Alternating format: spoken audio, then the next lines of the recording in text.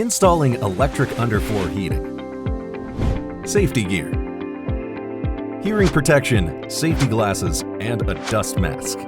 Electric tools and a multimeter, primer and leveling compound. Safety tips. Turn off the power when working on electrical installations.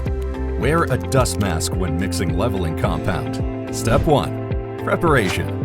Measure the area and account for cutouts, like under the shower or cabinets. Calculate how much underfloor heating material you need. Don't buy too much. You can't cut it to size. Read through the specs. Check the mat's resistance with the multimeter and note it down. Step 2.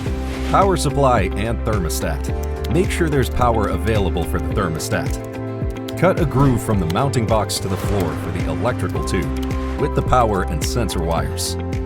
Ensure there's power near the thermostat and install a mounting box. Step 3.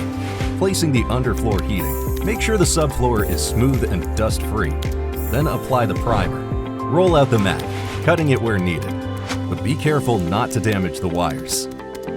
Lay the wires neatly and secure them with tape or glue. Check and measure the resistance again. Place the sensor in the middle of the wires without touching them and lead it to the mounting box. Step 4.